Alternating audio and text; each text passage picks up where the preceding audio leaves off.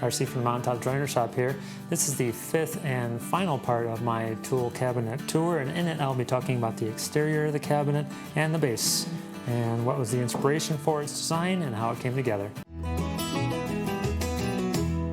Alright, so the base for my tool cabinet, because the tool cabinet is much too large and heavy to hang from the wall, was inspired by a Renaissance Spanish furniture form called a bargueño desk.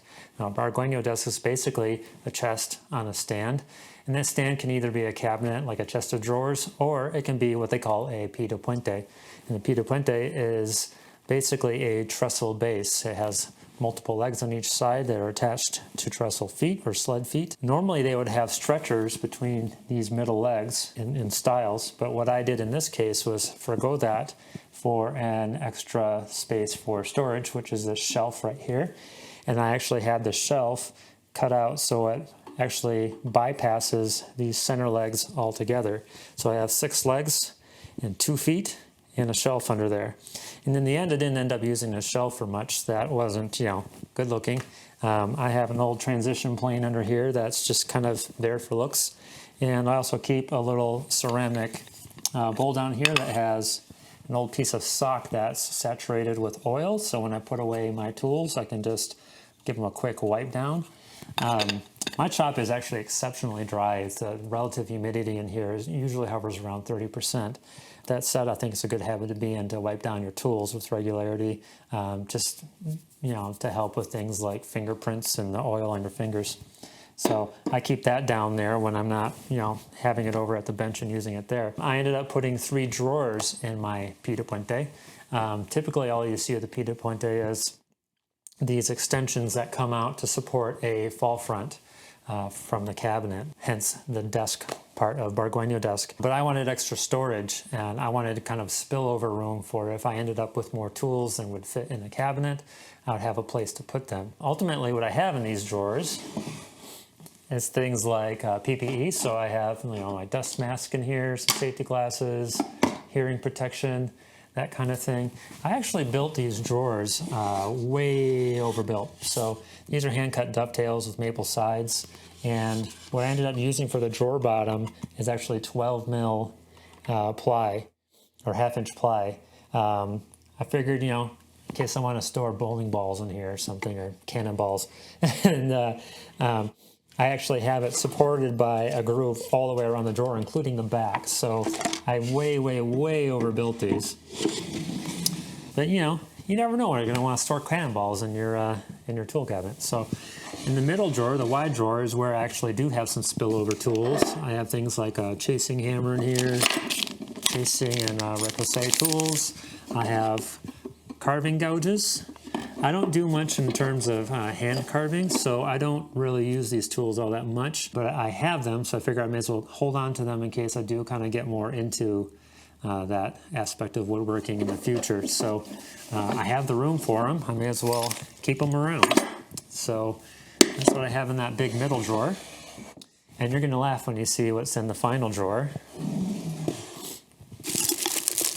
Leftover Halloween candy. This is how I keep my energy up in the shop. Whoops, I dropped one. So in my neighborhood, I live on a street. It's a suburban neighborhood. I live on a street where a couple of my neighbors actually don't currently live in their houses. So we don't always get as many trick-or-treaters as I would like. And I end up overbuying Halloween candy. And rather than try to return it, I just dump it into this drawer.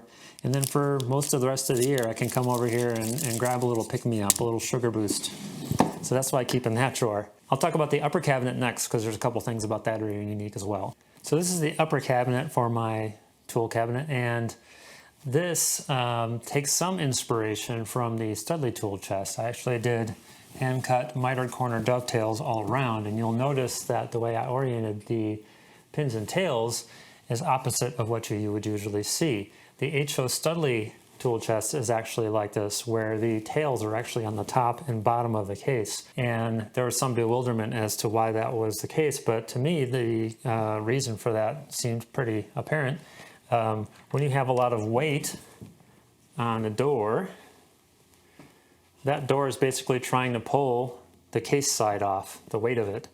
So it made sense to actually have your tails on the top and the bottom. So doing it that way on my cabinet was a little tip of the hat to H.O. Studley that almost nobody is ever going to notice unless I point it out, and they know who H.O. Studley is. So you can see that they're all mitered corner, and I actually put little kind of corner brackets all around, in part because I wanted to try to stiffen things up and keep the weight of the doors from causing the doors to sag too much.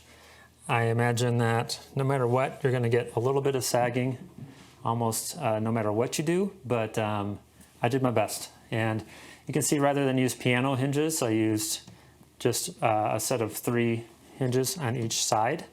And then I actually lined the edges with a little strip of sapele, which this cherry ended up being so dark that that sapele didn't end up having the contrast that I hoped it would.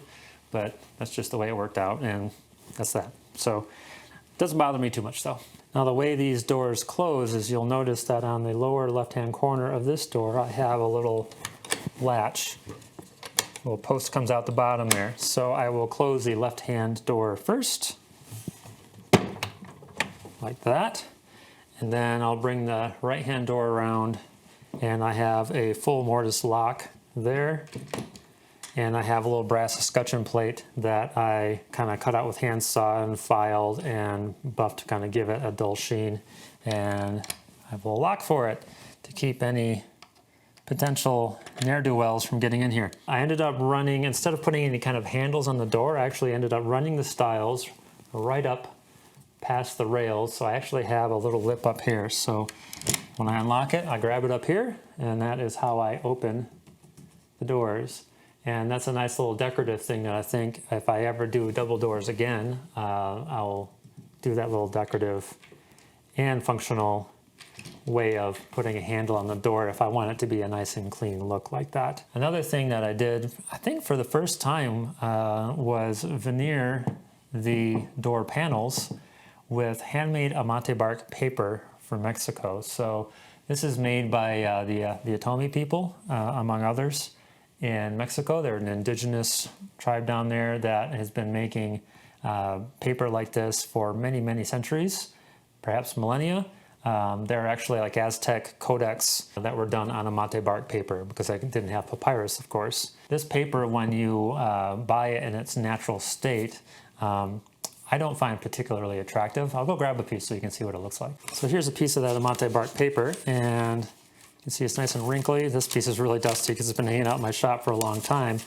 But especially once you saturate this with any kind of finish, which in my case would usually be shellac, this darkens up. The contrast comes out in the various fibers in it, and it takes on the appearance of hammered flat roadkill that's been dried out on a country road for a couple of weeks. That doesn't look so great, right? So what I do instead is I start with this, and then I actually stain it, and I use 2 different stains. I use a light colored stain and a dark colored stain, again to maintain some of the contrast and natural variability in the material, and then I can get whatever color I want. And of course the color I chose is dark red because that's my favorite, but you could do green or blue or whatever you want. And I've just veneered this to the panels using hide glue. I now have a vacuum press with which to do that, but you can also just kind of scrape it on there use like a plastic scraper to kind of press it down flat. Once that's veneered and it has its color in it, I will then go over it with a top coat of shellac, which I usually just brush on in this case, nice and thick. And then I will go over the whole thing, the whole door, with a spray coat of Vermont Natural Coatings Polyway, which is a water-based poly that uses whey from the dairy industry as a binder and is therefore very low in VOCs. And it maintains its flexibility over the long term. I find it to be a really good protective finish that is low in toxins, which is always a plus to my mind. And so those are kind of my go-to for film finishes, at least. Amate bark paper from Mexico for the doors. There's actually kind of a cool yin and yang kind of juxtaposition, some ins and outs about the materials I chose for this build. You'll remember that the base is actually based on a Renaissance Spanish furniture form called a Bargueño desk, and that these handmade papers are from indigenous peoples in Mexico. Now, you'll recall from your history class that the Spanish and the indigenous peoples of Mexico had quite a coming together. And so there's a kind of a cool historical meshing of influences in this that, again, nobody would ever notice if I didn't bring it up. But I've actually repeated that same juxtaposition in the project I'm working on now, which is an actual Bargueño desk. As for how I attach the upper cabinet to the base, the short answer is very carefully, but of course I had it emptied when I put it up here.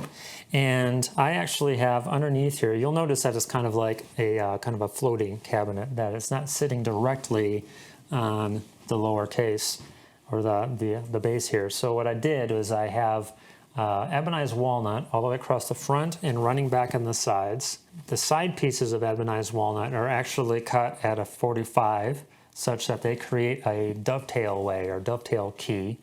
And on the base of the cabinet itself, there's a corresponding set of pieces of wood that have that matching 45 on them. So this upper case actually slides onto the top of the base from the back, and it's held in place via those kind of dovetail keys on the right and left sides.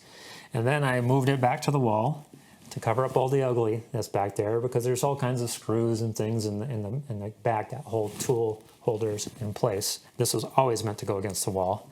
And I actually have it such that it's leaning back toward the wall just a tiny bit. And the reason being is that even when these doors aren't latched, gravity will kind of hold them closed. And then of course, when I open them all the way, because it's leaning back, gravity will hold the doors open. And I don't have to worry about them just kind of moving on their own like that. They're always all the way open or all the way closed. That is the exterior and the base of my tool cabinet. And this is the end of my tour of my tool cabinet.